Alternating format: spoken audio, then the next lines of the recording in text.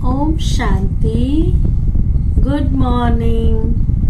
आज बाबा की 31/5/2021 की वाणी है। इस महीने की लास्ट मुरली। आज बाबा ने कहा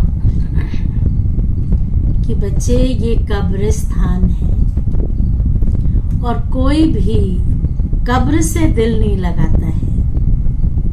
ये दुनिया ही कब्रिस्तान है। इसलिए दुनिया की चीजों से यानी वस्तुओं से या व्यक्तियों से कोई भी चीज से दिल नहीं लगानी है, क्योंकि कहते हैं ना कि भारत परिस्थान था लेकिन अब कब्रिस्तान बन गया है। कब्रिस्तान बनना माना कि सब कुछ कब्र दाखिल होना, मिट्टी में मिल जाना, खत्म हो जाना। और भारत जो परिस्थान था, जहां जिसको कहते हैं सोने की नगरी थी, भारत स्वर्ग था, घी दूध की नदियां बहती थी, शेर बकरी एक घाट पे पानी पीते थे, सुख शांति पवित्रता थी। अभी तो भाई भाई भी एक घर में नहीं रह सकते। पहले तो एक पूरा परिवार एक साथ रहता था, इकट्ठे खाना बनता था, इकट्ठे खाते थे, एक थाली में खाते थे दो भाई। अब दो भाई एक घर में नहीं रह सकते, दीवार खड़ी हो जाती है, क्योंकि ये कब्रिस्तान है, दुख देने वाली दुनिया है। तो बाबा ने कहा कि बच्चे, इस दुनिया को भूल जाओ। जिस दुनिया में जाना है, परिस्थान में जाना है, स्वर्ग में जाना है, तो उस दुनिया से दिल लगाओ। लेकिन ये सब कुछ मिलेगा कैसे और ये सब कुछ भूलेंगे कैसे? इस दुनिया को भूलेंगे कैसे? तो उसके लिए बाबा ने कहा, मुझ गरीब निवास बाप के तुम गरीब बच्चे हो। और गरीब बच्चे तुम डायरेक्ट शिव बाबा से शिक्षा लेते हो। शिव बाबा से शिक्षा लेकर के, मन मनाभव का मंत्र लेकर के अपने जीवन में धारण करते हो। ये मन मनाभव ही तुम्हें इस कब्रिस्तान से, इस दुख की दुनिया से पार ले जाएगा। तो अभी हम सुनते हैं बाबा की वाणी। सार है मीठे बच्चे, यह दुनिया कब्रिस्तान होने वाली है। होने वाली है या हो गई? यह दुनिया कब्रिस्तान होने वाली है, इसलिए इससे दिल नहीं लगाओ। कब्रिस्तान होने वाली है, इसलिए इससे दिल नहीं लगाओ। परिस्थान को याद करो। इसको क्यों याद करना? प्रश्न है, तुम गरीब बच्चों जैसा खुश नसीब दुनिया में कोई भी नहीं। क्यों? खुशनसीब दुनिया में कोई भी नहीं, क्यों? इसका बहुत सुंदर जवाब है। उत्तर में बाबा ने कहा, क्योंकि तुम गरीब बच्चे ही डायरेक्ट उस बाप के बने हो। कहते हैं ना, भगवान गरीब निवास है। हम गरीब निवास बच्चे ही डायरेक्ट उस बाप के बने, उस भगवान के बने, जिससे सदगति का वर्षा मिलता है। हम उसके बने हैं, उस ईश्वर के, प्रभु के, पिता के, बाबा के बने हैं, जिससे सदगति का वर्षा मिलता है। गरीब बच्चे ही पढ़ते हैं। दुनिया में भी आप देखेंगे, गरीब अच्छे नंबरों से पास हो जाता है और कई बार अमीर बच्चे रह जाते हैं। तो बाबा ने कहा, हम सब भगवान के गरीब निवास के गरीब बच्चे ही पढ़ते हैं। साहूकार यदि थोड़ा पढ़ेंगे भी तो उन्हें बाप की याद मुश्किल रहे। अगर साहूकार थोड़ा पढ़ेंगे भी तो उन्हें बाप की याद मुश्किल से रहेगी। तुम्हें तो अंत में बाप के सिवाय और कुछ भी याद नहीं आएगा। बाबा के सिवाय कुछ भी याद नहीं आएगा। इसलिए तुम सबसे खुश नसीब हो। तुम सबसे खुश नसीब हो। गीत है, गीत भी बहुत अच्छा है। दिल का सहारा टूट ना जाए। हमारे दिल का सहारा कौन है? कोई मनुष्य आत्माएं नहीं है, कोई देहधारी नहीं है। दिल का सहारा सच्चा दिलवर बाबा है।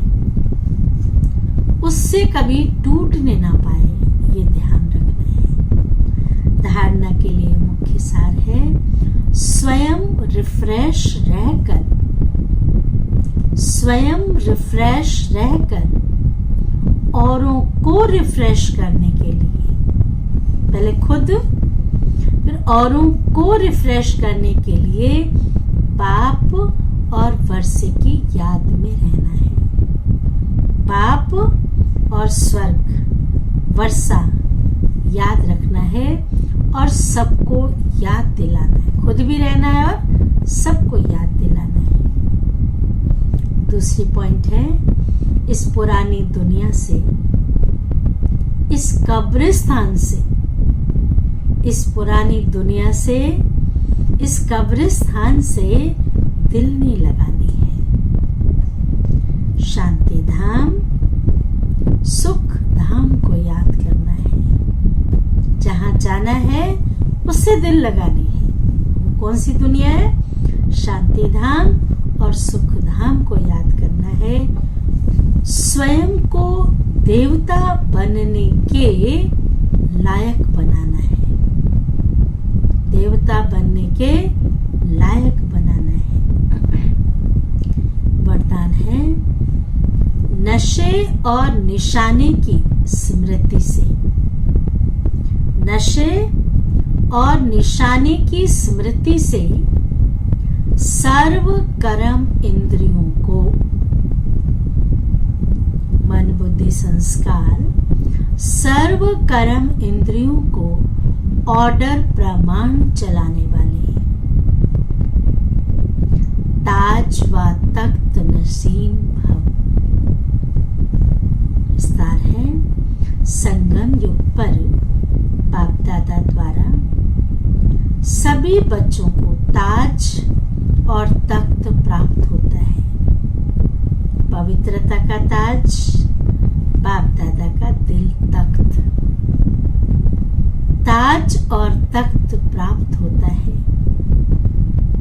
प्योरिटी का भी ताज है। संगम युग पर प्योरिटी का भी ताज है, तो जिम्मेवारियों का भी ताज है। बाबा कई बार कहते कि बच्चे तुम्हें दिखाई नहीं देता? इतनी सारी विश्व की आत्माएं परेशान हैं, दुखी हैं। उन आत्माओं को शांति का दान दो, सुख का दान दो, सहयोग दो, शक्तियों का दान दो। उन आत्माओं का यही योग का सहयोग है। ये जिम्मेवारी है। किसी भी तरीके से, तन से, मन से, धन से, वाचा से, कैसे भी हम उन आत्माओं की सेवा करें, ये जिम्मेवारी का ताज है। अकाल तख्त भी है, त्रिकुटी का तख्त, अकाल तख्त भी है, तो दिल तख्त भी है। दिल में बाबा को बसाओ, खुद बाबा के दिल में बस जाओ। दिल तख्त भी है, अकाल तख्त भी है, तो दिल तख्त भी हो।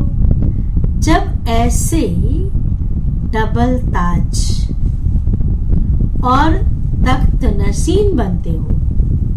प्योरिटी का ताज, जिम्मेवारी का ताज। ऐसे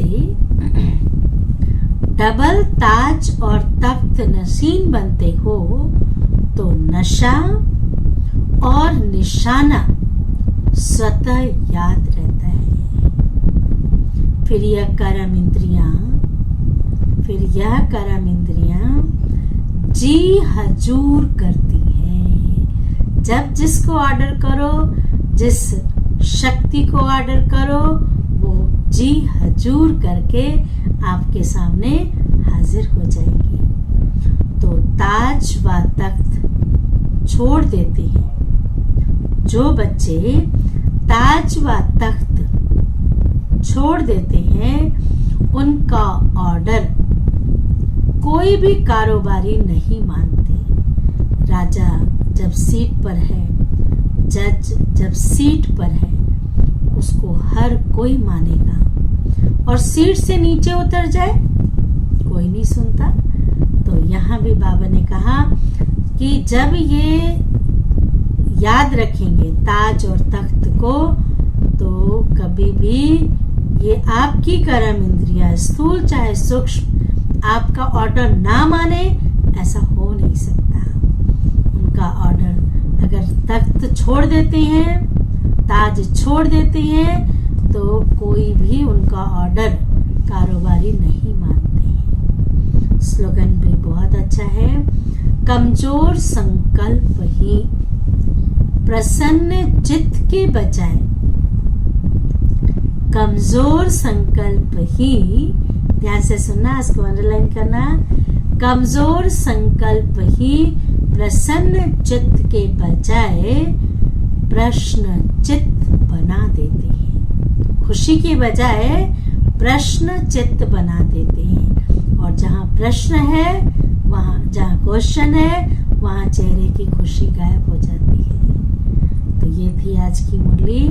अच्छा, ओम शांति, ओम शांति, ओम शांति।